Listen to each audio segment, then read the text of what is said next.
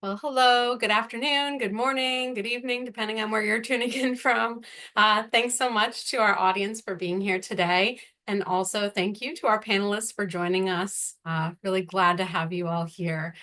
So over a quick 45 minutes, our students from the MBA for Executives class of 2026 will discuss their thought process as they considered applying. They'll also reflect on how the first year has gone thus far, and also share some about what they're most looking forward to in the year ahead. And so through them, our hope is that you will learn a little bit about the mission and the curriculum, of course, but also about their experiences with traveling to campus or navigating work and competing priorities, and also building community with their EMBA and Yale peers. If there are a few minutes at the end of the session, we'll certainly be happy to open it up to your questions. So you can put those questions into the Q&A at any time, and we'll answer those as we get to the end of our time together. So I'm now going to go ahead and pass it over to our panelists to introduce themselves. So please, we'll go, I guess, alphabetical order by last name. So I ask that you introduce yourself, including your location, your current employer, your job title, and in the tradition of panel of peers, which is what we also call pop session, please tell us one thing that we wouldn't learn about you on social media, LinkedIn, or by Googling you. Okay, I guess I go first. Hello, everybody, and thank you for joining us today. We're excited to share our EMBA experience with you. My name is Alicia Afanasieva. I'm a Chief Financial Officer of a North American steel manufacturing company based out of Calgary in Canada. And one of the things that you would not find on my profile is my love of travel. And my favorite trip so far was our trip to Japan back in 2018. So great to have you all on the webinar today, and I will turn it over to Mark now. Okay, thanks, Alessia. My name is Mark Clay. I am the Medical Director of Inpatient Pediatric Cardiovascular Services and the Co-Director of the Congenital Heart Center at Medical City Children's Hospital in Dallas, Texas. Happy to share our experience with you guys. What would you not find about me on social media? Probably a lot, because the only social media I'm on is LinkedIn, and I don't actually even really know how to use that very much. So I guess the thing that you would not see or would not know is that I actually love to grill. I love to cook and to barbecue, but I actually don't eat pork or red meat. So I don't eat most of the things that I cook for other people. So. Wow. All right. I think I'm next. So I'm Reagan Johnson. I'm currently based in Chicago, but I'm actually based in Boston. I'm in Chicago right now, so sorry for the train noise right behind me in my hotel room here. I'm one of the handful of marketers in our cohort. Actually started my career at the Golf Channel, moved to National Geographic Channel, worked in TV for about 8 of the last 20-something years, and then the rest of the time was in publishing, advertising, and marketing. Founded my own boutique consultancy about 5 years ago and specialize in digital and content marketing. And we do a lot of these fun facts. I was trying to think of one that I haven't shared with the rest of my cohort here. So my mom was actually a producer when I was growing up, kind of hence the television start in my career. I grew up in the studios and on the backlots doing my homework there as a kid. So I'm actually an extra in a lot of 90s TV shows on Nickelodeon. She would throw me in the background. So I'm in Welcome Freshman, Clarissa Explains It All, Double Dare a couple times. So if you like deep cuts of Nickelodeon, you will certainly spot me there. Wow, hard to follow that up. Hello, everyone. My name is Kolade Ladapo. I'm actually based in Charlotte, North Carolina. However, I do live on the South Carolina side of the border. I'm a senior associate at PwC in our data analytics and AI practice. And Mark also kind of stole one of my go-to things you would know about me when it comes to barbecue, though I do eat all of it that I serve. I'll go with another one. One of my passions throughout life has always been music production. I've never made it famous, obviously. That's why I'm here at Yale. But I still dabble and create music, predominantly chill wave and lo-fi beats whenever I get the time. So, happy to be speaking with all of you here today. So there's a grill off coming up, is what I'm hearing. That is what I'm hearing. Texas versus the Carolinas. Wow, well, that is awesome. Thank you all for sharing. Those are some, to steal a phrase from Reagan, those are some deep cuts with regard to some things that we wouldn't otherwise know. So great. I really appreciate you all taking this time with us, especially have your very busy schedules. So first and foremost, I want to pose this to all of you. Just kind of want to start from the beginning here. So if you'll tell us a little bit about your experience with considering and applying to programs and your decision to get your MBA at Yale SOM. What were some of the things that you may have felt a little bit anxious or unsure about? I mean, really anything goes here. So I guess why don't we go in reverse order? We'll start with you, Kalade. Awesome. So yeah, I was one of those people who debated whether I was going to get my MBA or not for years, starting the process. And the biggest anxiousness is definitely a balance of the financial and the time investment. I did have to have a lot of conversations with my wife about the time aspect. Additionally, I'm a little bit different in that I transitioned from the military into a civilian career in 2020. And so I've done a lot of rapid education and transitions, and I wasn't sure if I really needed a break or should I just keep my head down and keep kind of grinding, getting towards the end goal. I can say initially, just within year one, the time commitment, it is serious. I may have underestimated a little bit. However, I've already seen a tremendous amount of valuable in learning, not only just from an academic standpoint, but from the peers I've been with. So the anxiousness and the nervousness definitely goes away once you're actually involved in the day-to-day and the week-to-week aspect of it. But that's a little bit of my process and my story. Awesome. Yeah, I think my journey here, it was a long road, maybe a little different than some people in my cohort, but I actually started the process about 12 years ago. I was working at National Geographic based in DC, met with one of the admissions teams. Back then it was Vani Nataraja. She was wonderful, had come down to do a recruiting event and we spoke and I was enamored. It was the only program I was looking at. I wanted to go here so badly. At the time, I did have full sign off from my marketing SVP. He was very supportive, but I did one of the experience days and I remember I had to jump on a last minute Zoom during the experience day because we were going through the Fox merger at National Geographic at the time. And it was kind of a shaky period of time to be considering, asking for that level of flexibility and trying to take that on in my life. So, as Kalade said, timing really is everything in this. And, my fears were being away, asking for too much at a time of major structural change. But I did know I wanted to go here. So it never went away. I ended up pursuing a different master's in integrated marketing at Northwestern. I had client work there for many years, so it just made sense at the time, but this was always in the back of my mind, and I think I just knew that I was waiting for the right window. So a couple years ago, 2 years ago, I ended up back in Boston. I have a wonderful supportive partner and just figured the time actually is right. So went through the process and was just like thrilled to realize that dream of 12 years. Great. I think I'll echo some of the things that definitely Reagan and Kaladi shared. For me at the time, I had been considering it for years, and it was also just when was going to be the right timing to do that.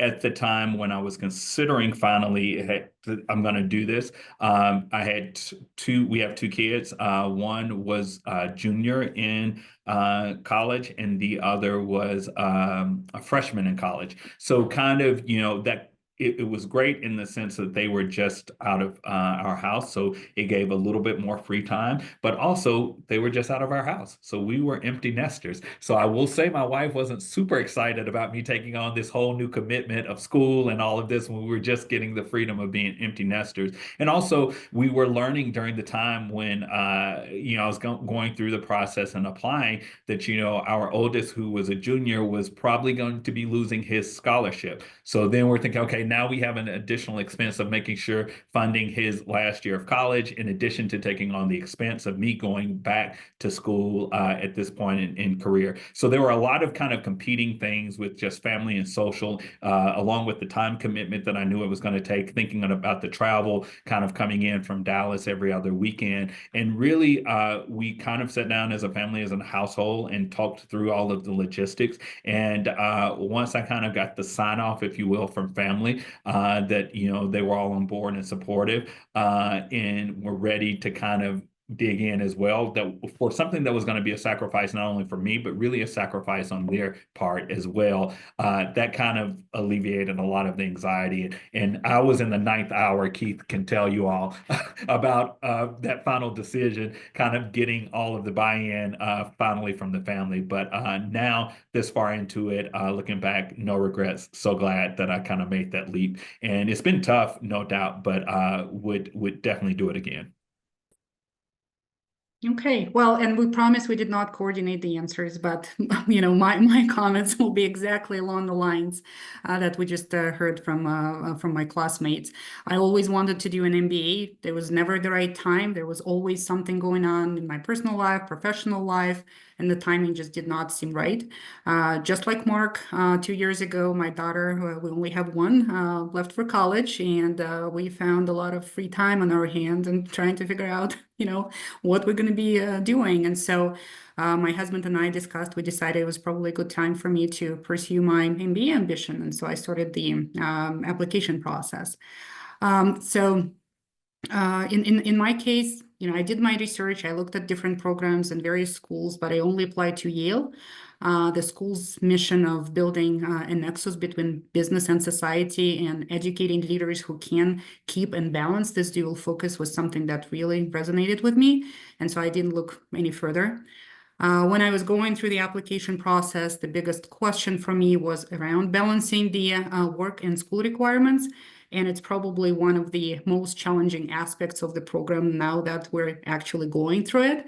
The program is quite robust and demanding, and it is a significant time commitment, like you've heard from all of us, which should not be underestimated. It's both the traveling, like Mark mentioned, I travel from Canada. It takes me 14 hours to get from home to school and 14 hours to get back every other weekend. So it's a lot of air miles.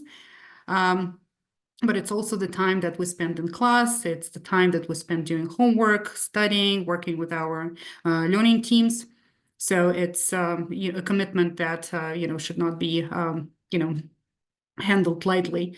And I would also say that it's a commitment from your families, and it's very important to get their support up front. And same would be true for your work colleagues, your bosses. It's critical to get their support, as you start your journey, so that you could get the most out of your member experience. Great. Well, thank you so much for sharing all of that, folks. I'm sure that a lot of people are thinking this through right now and hoping that the stars align for them in the ways that it eventually did for some of you. And yeah, so let's move right along into the discussion around how the first year has gone thus far. So you're currently finishing your first year and Yale SOM's integrated core curriculum. And so for the audience, I'd love it if you would just share a little bit about this. So for some background, these courses are taught from an organizational stakeholder perspective rather than by business function. And so the core is rather unique to SOM in this way. So what have been the biggest lessons learned through this curriculum? And have you been able to directly apply anything you've learned so far to your current work? I'm going to go ahead and start this with Reagan, if that's okay. Yeah, absolutely. First of all, the framing of the question that we're finishing our first year is wild to me, because I feel like in some ways we just started, but it's very intense, echoing what Alessia said. But I will say I really appreciate the stakeholder perspective. I'm not sure that going into it, I had really considered how different that might be from other executive MBA programs or just MBA programs in general. I personally think, having experienced it for the last 7-8 months now, it really is a great way of framing these more complex subjects in ways that make it very accessible and also instantly applicable to your work. You're really able to put yourself in these different hats and consider, like, what are the business challenges that you're going to encounter, and how do these different subjects intersect versus just studying them in silos. I find that it helps bring some of the more, I guess, dry quant subjects to life in ways that you can better extrapolate from them. One example is we have have a class called MMD, Modeling Managerial Decisions. It's a really blended perspective on modeling from the quant side, but there's also an equal focus on the behavioral sciences aspect. So you get a lot more qualitative study about human intuition and why we think we're experts at certain things and why that can be a fallacy to believe in your own expertise at the expense of actually weighing it against a model. I think that one was really eye-opening for a lot of us in the room who consider ourselves, you know, experts and practitioners in our field. So that class just brought in this whole new perspective and a way of looking at models that I don't know that you would get anywhere else. So rather than just teaching you how to do things, it really teaches you the need for them and how that exists. And then another thing, I'm not sure we've talked about this at all, but in your first year, you're assigned learning teams. These really become your people, and they're assigned cross-disciplinary mix of backgrounds and expertise. You spend so much time with these people, you really do bond, and it really helps to pull you up in areas where maybe that's not your strongest subject. So really love that aspect of the program as well. Shall I go next? Yeah, and Reagan, I also was going to highlight the MMD experience. So it's definitely one of the highlights of the course so far. But just maybe for the for our audience, what we mean by stakeholder perspective versus the functional perspective, maybe just a little bit. So the traditional classes that you would have in the curriculum, and I'm sure everybody has looked at the list of courses, would be structured around marketing or economics or corporate finance, around those, you know, functional areas, whereas our classes are called competitor, customer, investor, workforce, and I guess we will get to it. We're all looking forward to it next year. The executive, where multiple disciplines are combined in a single class, which makes it much closer to how those disciplines overlap in the real world and how different stakeholders deal with various situations and make decisions from their perspective, you know, stakeholder perspective versus functional perspective. What I also like is that the classes are very interconnected. And so you have a lot of common themes moving from one class to the next, and they're timed perfectly too. So as we're learning something, you know, in one class, it then, you know, carries on, and we get to look at it from a different perspective in the following class.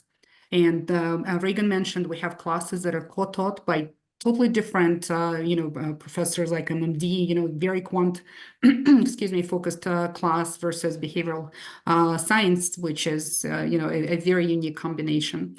One other class that we've just finished is, it's called Global Virtual Teams, where we got to work with MBA students from all over the world, forming new teams, you know, negotiating with them, to going through the exercises. And so you really have to be able to coordinate across multiple continents, multiple time zones, which has been very, very interesting.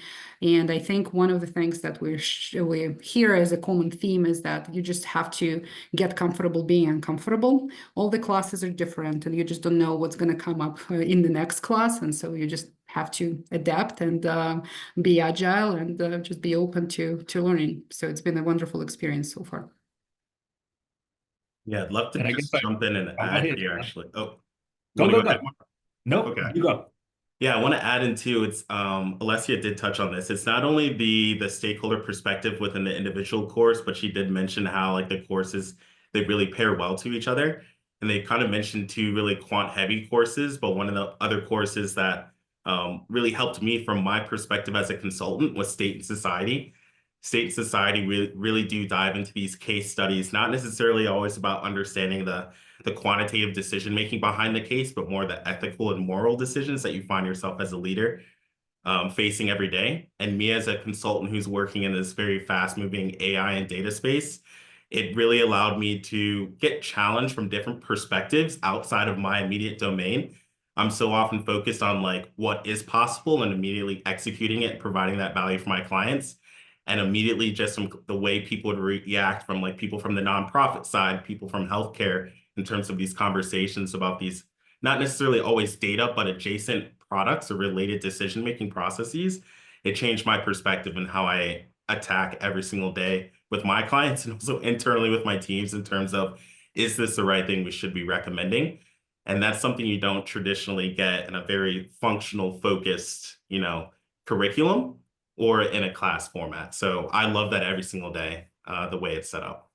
Over to you, Mark. Sorry for cutting you off. Oh no, cool. And I was just piggyback off of that.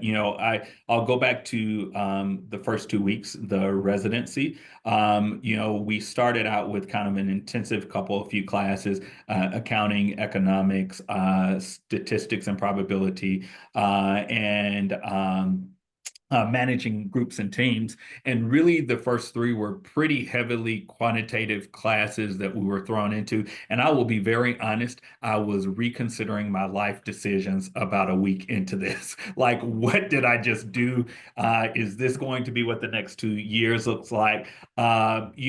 Because we were just thrown into it. And what I would say now, looking back over the first year, is trust the process. When I came to interview there, it was very clear I had not applied to anywhere else at that point, was considering other schools. But for me, after interviewing and kind of meeting people and seeing the dynamic, it was very clear this was the place I wanted to be. And so I got there in those first 2 weeks, and it was tough being immersed. I had been out of school for a while. There were parts of my brain that I did not even know worked anymore when it came to some of the math and quantitative stuff, because I just had not looked at it for a while. And again, that's where really the community started to come into place at that point.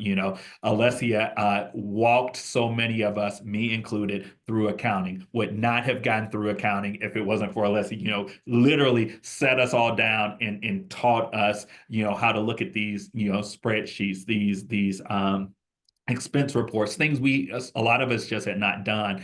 And so then we kind of jumped forward and got started, and you started to see every new class, every step of the way, like they mentioned with competitor, with customer, all of a sudden, all of these themes that seem so esoteric that for some of us we had not really seen before or were new concepts started to reoccur over and over. And you start to see how they integrated and how they overlap. So this point into the year, I think now the intentionality of the program and how well constructed it is, and how from a just teaching and educational perspective, it is so thoughtful in integrating these themes. I was worried at points where, like, wow, that was really, really interesting. I don't know if I fully got that concept and it was solidified. And then coming back a class later, now I see that kind of coming back again and being integrated in a way that is relevant now that I have kind of this background. So I think, that was one of the things that for me, for the first year,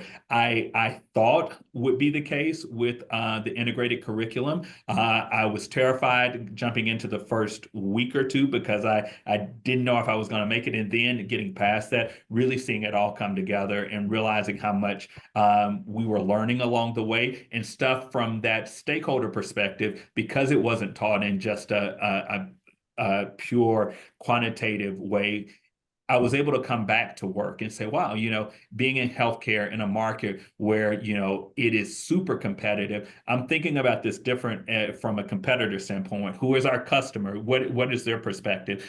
How do I integrate all of these concepts and start thinking about making strategic plans moving forward? So I think with that stakeholder perspective, it makes it actually very readily applicable to all of the things we were doing. And I'll just wrap with saying again, or touching on the community perspective, I think Reagan mentioned it. We have learning teams, and there are about 6 to 7 people per learning team, and they become your lifeline. What I appreciate and realize is that there are things that are my comfort zone because of coming from a background of healthcare, but being in a class of people that, have interest in finance, investment, have interest in sustainability, it is just amazing to sit in the class and to have topics come up and to hear other people's perspective, because these are their areas of content expertise, right? So it was important for me, even though I knew I wanted to do healthcare, not to just be in a class of other physicians, right? Because that's what I work in every day as healthcare providers. So I think that perspective that I get and learn from classmates who are not in healthcare,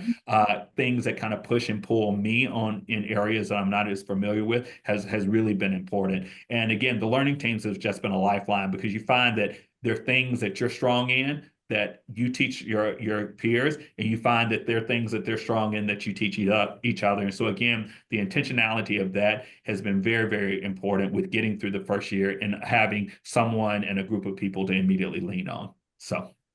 Yeah, and if I may just to piggyback on that, I think this is one of the unique features of our program that Mark has touched on, where we have three main specialization tracks for the second year of the program. It's the asset management, healthcare, and sustainability. And since the tracks are very different, they attract a very diverse group of people, right? We have who have interest and experience in those very different areas of focus. So as a result, we have cohorts that consists of doctors and medical professionals like Mark, and then his colleagues in our cohort. We have entrepreneurs and marketing and customer service professionals like Reagan. We have IT and business consulting specialists like Kolade, myself from corporate finance and the corporate world, and the list just goes on and on. And so you can imagine the wealth and breadth of knowledge and real world experience that a cohort like that has, and it's extremely interesting and rewarding to be part of such a great group. Our class discussions are extremely interesting because everybody is coming from a different background, from a different industry, has a different lens and frame to look at the case studies and problems we're discussing in class. We share perspectives, and it's not an exaggeration to say that we learn as much from each other as we learn from the professors. And it's a truly wonderful experience. And the learning teams and the whole cohort had being subject matter experts in some of the courses, but not all of the courses. And it's very hard for, the type A overachievers to recognize that they might not be, the best in every class. So that's also some, adjustment that we have to make as we go through the process, and really learning to rely on your classmates, your learning teams, and the rest of the cohort. And the cohort of 2025, they have been extremely helpful for us to get through this journey. That just creates a wonderful sense of community.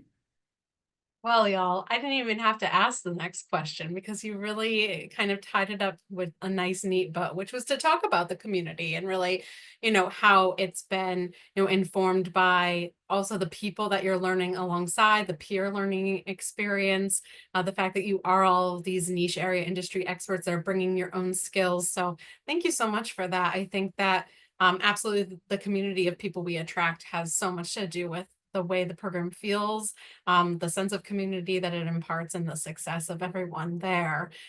Because of course, you're in it together, which I think is really special and unique. So now I'd like to, if we can, just look ahead a little bit and discuss year two and your hopes and dreams for it. And so as you think about the second year, what are you most looking forward to? And after attending some of the colloquium speaker events across the areas of focus, some of the plenary pieces, how maybe has your mindset shifted on, the year two curriculum, and how did maybe the flexibility of the second year curriculum affect your decision to attend SOM? I'm going to go ahead and start with Kolade on this one.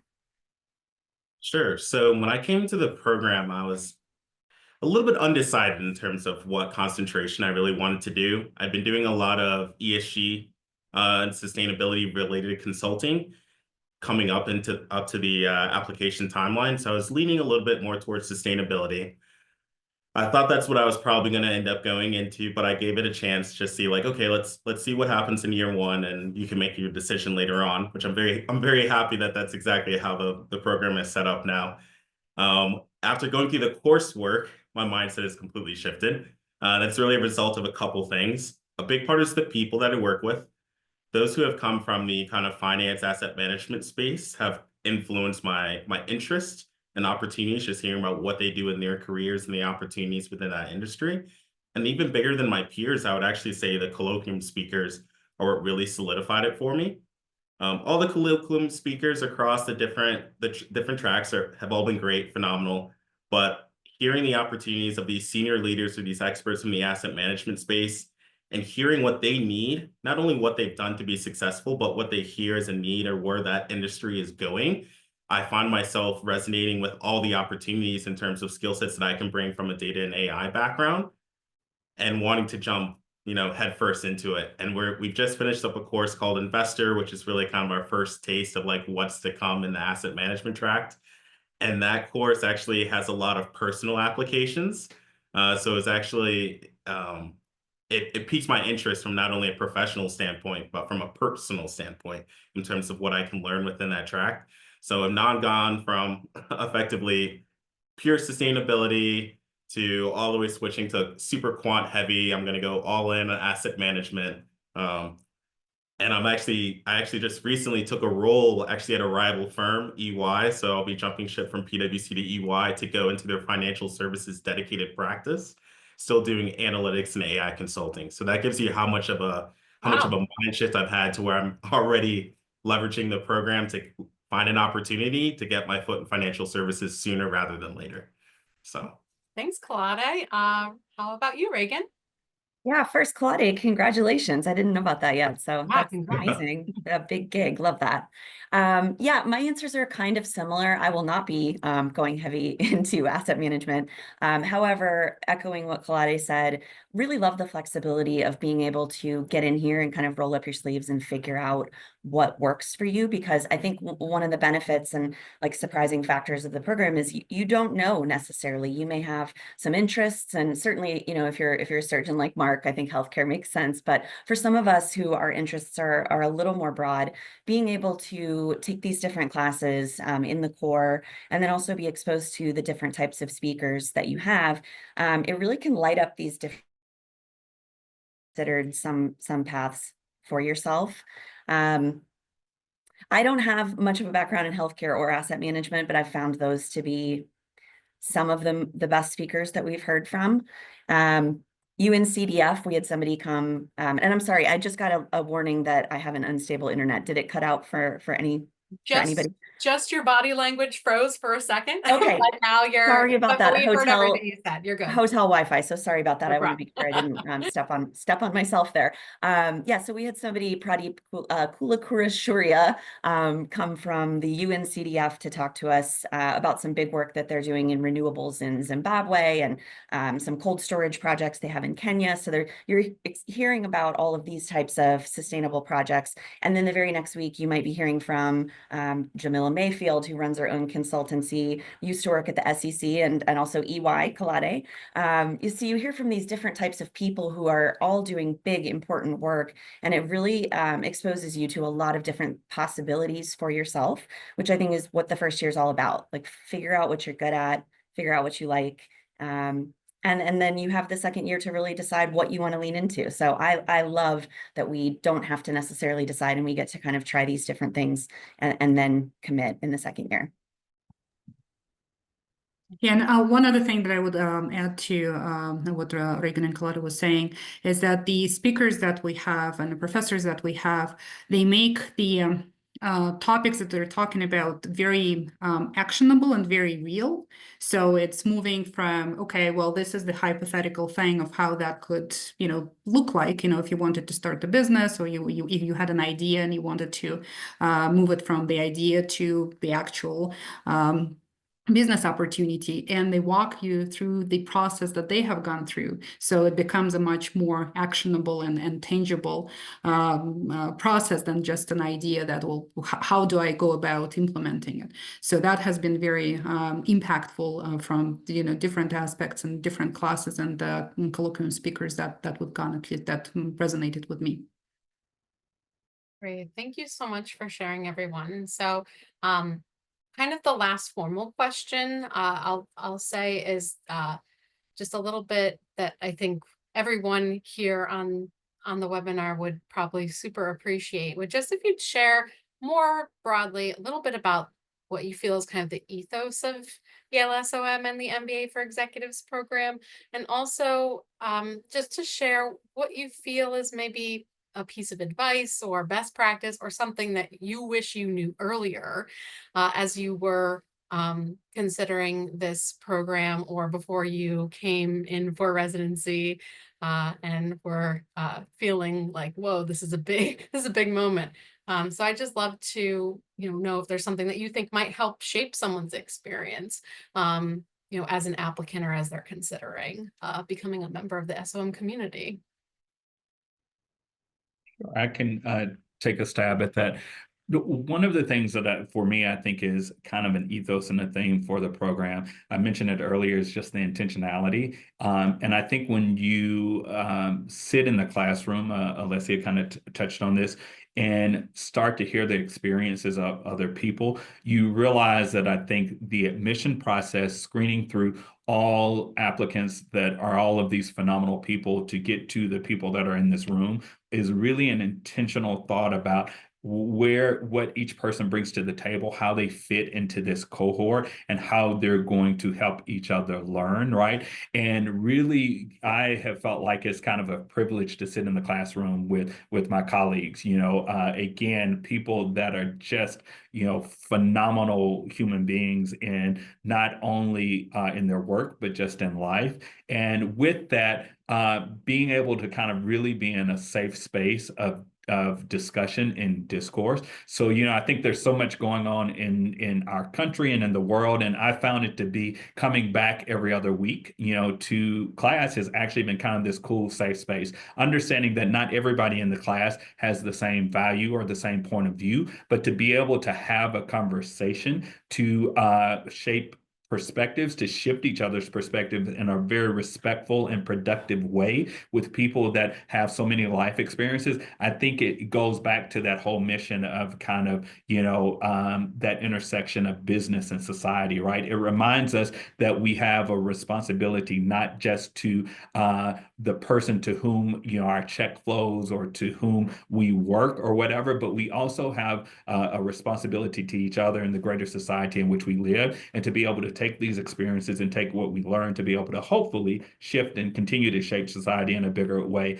And so I think I've seen that theme kind of very practically, and organically kind of happen throughout, the course of the year. And I think that is something that I've appreciated, because I don't think we all get the opportunity to be in such a space where there can be such a rich and diverse discourse all of the time, and that be productive. And so for me, that's one of the biggest themes and biggest ethoses that I've found, and that I look forward to every other weekend, coming to class. Like, I don't want to do remote classroom if I can help it, even though it's a stretch sometimes, with the flights and the delays or whatnot. I look forward to coming to class and having that conversation one-on-one and as a group with my classmates.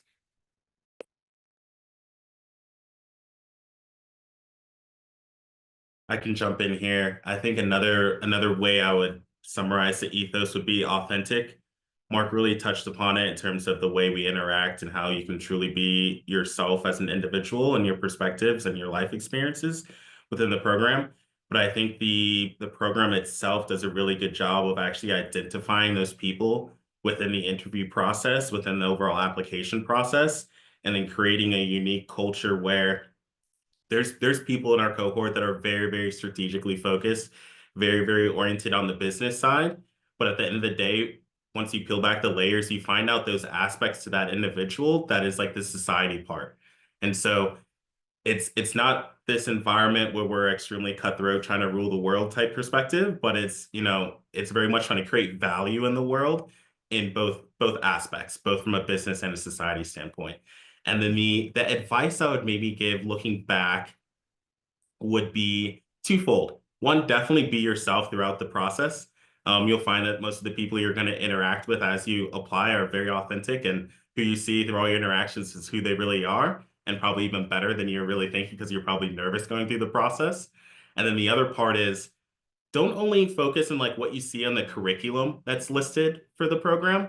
There is an overwhelming amount of opportunities, and from whether it's speaker series or events or clubs that are constantly holding events at Yale every day. I wish I had gone into the mindset of knowing all of that was going to be available, and almost kind of like set my expectations of, oh, I'm not just going to come in and take the courses on this list, but I'm going to come in and find other areas to engage across the university, which is something a lot of us balancing, demanding jobs, careers, families, probably really weren't thinking about coming into the program. And then you get here in your first week and you find out about all this stuff. You're like, oh, I wish I had spent months researching before day one. So that'd be my advice. I'll jump in here too. I have lots of little tips that I think have worked for me. One of them, I heard this time and again when I was going through the interview process, and it sounds like a broken record, but it really is a marathon and not a sprint. With that, you need to really figure out your schedule and time box, protect your time, and not just the time that you're going to spend studying or devoting time to your classmates and your homework, but really your personal life. Block time for the date nights, block time with friends, make sure you're still taking care of yourself and enriching yourself inside and outside of the program. I will say from the minute we land or by train all come together on Thursday, it is kind of off and running. We all make lots of time to get together for dinner and events, and it goes straight through into Saturday. And as Kalani mentioned, there's a ton of opportunities to fit in different seminars and additional speaking series and events you can participate in before, after, during lunches. And I actually am taking an elective, so I'm taking advantage of that opportunity and plan to continue to do so. That's just one of those things where all of this rich course catalog is available to you. I actually am getting a place in New Haven, even though I'm in Boston, because I find myself there weekly. So that's another thing. I heard that some people did that when I was going through this process, and I did not really realize how many people actually have little shares or studios in New Haven. It makes a lot of sense. You can be there and really take full advantage of the program, spend as much time as you can while you're in town and really get to know everybody, pull the professors aside, take them for coffee, and really just leverage the entire opportunity, not just the class weekends. Okay, what I would like to add, and Mark touched on that, and I feel the same way. I'm looking forward to every class weekend. And one of the interesting aspects of it has been, well, we all have our work lives, we all have our positions, we all have to, be in our roles and, be the go-to people for our area of expertise.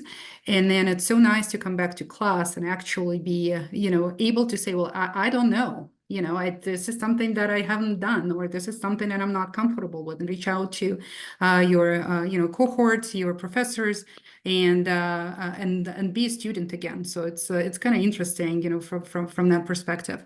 As a piece of advice, and I think we all touched on that, throughout our discussion today, it's a very demanding and a very fast-paced program. So it's very doable, but it requires a significant time commitment. So just keeping that in mind and not be caught off guard when, as we mentioned, starting residency when it's just, the floodgates open and, the first 2 weeks, I don't think anybody really remembers, with any degree of certainty of how we survived it, but it's very much worth it.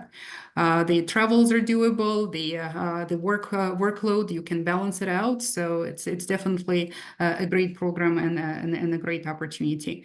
I would also emphasize the importance of having your family and your work colleagues behind you for this journey. They're going to be an important part, a critical part of your support system for the 22 months that you are in the program. But it's an amazing opportunity. We have a wonderful program team that supports us, on a daily basis, and hands us over from recruitment to year one and then to year two. We have a wonderful cohort for 2026. We have a great group of people, a class of 2025. And so if you decide to join us, we'll be happy to see you all on campus in July and support your next school year, just like the class of 2025 is supporting us now. So good luck to you all in your process. Wonderful. That's a great way to kind of put a cherry on top of what I felt was, a really fantastic session. I guess I'm just gonna do a quick lightning round, quick question here. Of course, we've got the Q&A open. If anyone's got any other questions, I know a lot of questions were answered here in this time. You were all very thorough. But I just want to ask, first of all, what was your favorite course in year one? Might be hard to pick. So share that and where you will be traveling for Global Network Week this June. I'll start with Mark. Hey, sure. Probably I think that once we got into it, there were a lot, but I would have to say, I think my two favorite courses were Intro to Negotiations and tough between competitor and state and society, those two. And I'll be traveling to Accra, this summer for my global weekend. Global Very week. exciting. Awesome, Mark. And Reagan, how about you? Yeah, I would echo negotiations. That class is phenomenal. I think we all could not get enough of it. And looking forward to, I know there's a part 2 that we get to take with the same professor next year. I also really liked game theory. I just found that class to be very interesting and, opened my eyes to some new techniques, and they really kind of go hand in hand, negotiation and game theory. So loved those. I am off to Singapore and we'll be joining Alessia over there. So really excited to pair up for that one. Yeah, wonderful. So yeah, I'm going to Singapore with Reagan, and then a few of other team classmates of ours. Very very excited to travel there. And as far as classes are concerned, I loved modeling managerial decisions. That was a great class, and I also loved our probability class. We have a phenomenal professor, so he's going to be the highlight and the star of the residency. It's really one of those classes that welcomes you to the program, and you'll understand what we mean as you go through it. Colada? I'll have to echo probability. Amazing professor. I loved the challenge of the course. It was all the things you want. It hits you in the face right at the beginning of like, yeah, this is why I'm here. So let's figure it out. And then where I'm going for global network is Paris, actually. So I'm excited for that. Not only from a tourist standpoint, but for the academic reasons, of course. Yeah, HSA is a real highlight. So wonderful. Well, a huge thank you to all of our students for taking this time out to be on the panel. A quick reminder to our audience to join us on campus for our last information session of the current admissions cycle on March 8th. It's coming up right around the corner. And then our round 3 deadline is fast approaching for the class of 2027, which is March 10th. So we are rounding out our class for folks that can join us in July. So thanks so much, everybody, for your time and for being here with us today. Looking forward to seeing you on campus very soon. Take care. Thank you, everybody. Have a great day. Thanks, everyone. Thank you. Bye-bye.